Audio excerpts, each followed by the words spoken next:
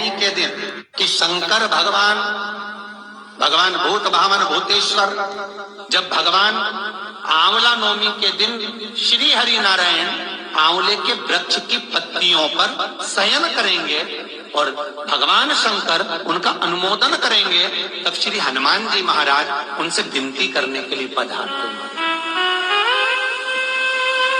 33 कौटी देवता भगवान विष्णु जब शयन से उठते हैं, देवसोनी एकादशी को जब भगवान उठेंगे, नेत्र खोलेंगे, तो प्रथम दर्शन भगवान विष्णु श्रीमद् भागवत कथा, स्कंद पुराण, पद्म पुराण, अग्नि पुराण, जितने भी पुराण उठाना चाहे सारी पुराणों को उठाकर देखना कि प्रथम वर्णन आपको मिलेगा कार्तिक महत्तम का कि भगवान नारायण सर्वप्रथम जब नेत्र खोलते हैं अपनी देव सोनी एकादशी से सोकर देव उठनी एकादशी पर जब उठते हैं तो भगवान नेत्र खोलकर सबसे पहले किसका दर्शन करते हैं? किसका दर्शन? स्कंद पुराण कहती है, विष्णु पुराण कहती है कि भगवान नारायण जब नेत्र खोलते हैं तो खुद की अर्धांगिनी लक्ष्मी भी नहीं, महाराज ब्रह्मा आदिकादिक देवता सब खड़े और भगवान नेत्र नहीं खोलते। कब तक? जब भगवान शंकर अपने ही मुख से भगवान श्री हरि का गुणगान नहीं गाते, डमरू का नाद नहीं। आंवला नवमी का आप लोग साधना करते होंगे।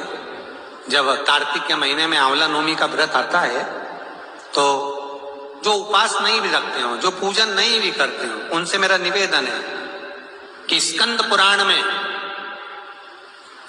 कार्तिकेय के पावन चरित्र में स्कंद पुराण में स्पष्ट किया गया और कल्याण का कार्तिक खंड पढ़िएगा, कभी योग लगे तो गीता प्रेस गोरखपुर का कार्तिक खंड पढ़िए।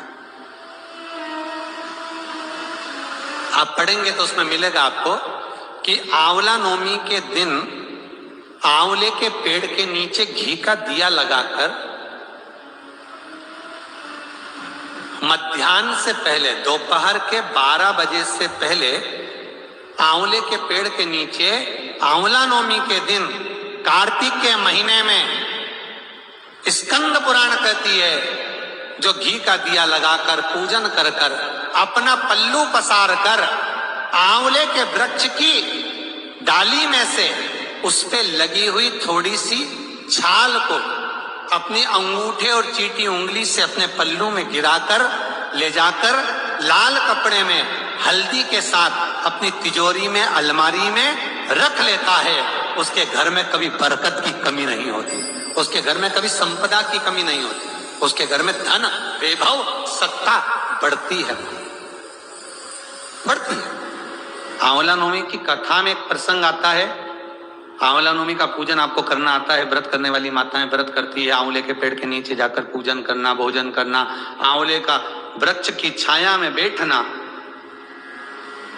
उस दिन किसी को अपशब्द ना कहना, आंवले की पूजन कर कर अपनी झोली को पसार कर चीटी उंगली और अंगूठे से आंवले की छाल को थोड़ा सा पल्लू में गिरा लेना, उस छाल को ले जाकर अपनी बरकत में अपनी अलमारी में अपनी तिजोरी में रख देना। यह आंवला नवमी की पूजन का विधान है संपदा के। एक बहुत अच्छा समय रात्रि के 9:15 का एक समय होता है। जिस व्यक्ति का रोग बीमारी समाप्त नहीं हो रही हो, हॉस्पिटल में पड़ा हुआ है, कोई बहुत भारी बीमारी में ग्रसित है, छूट ही नहीं पा रहा, तो रात्रि को 9:15 पर किसी भी दिन शंकर भगवान के शिवलिंग का, जो तुम्हारे घर में शंकर जी विराजमान हो उसका, या शंकर जी के मंदिर में जाकर शंकर जी का थोड़ा सा जल, उसमें थोड़ा सा आंवला पड़ा हुआ, मतलब आंवले के पानी से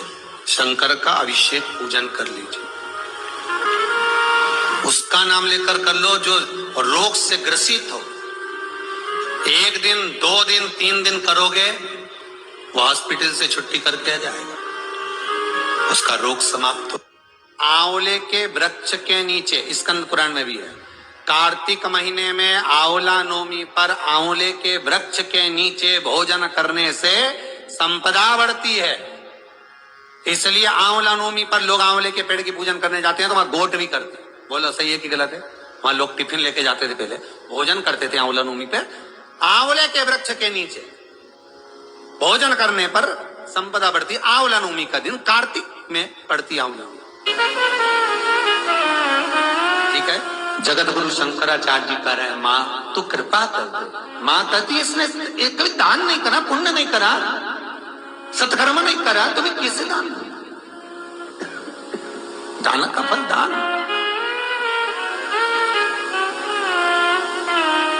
कैसे दूं? मां पूर्व में मान लो इसने जितने जन्म लिए उस जन्म में अगर कोई दान नहीं दिया तो आज आंवला नवमी के दिन आज तो दान दिया है।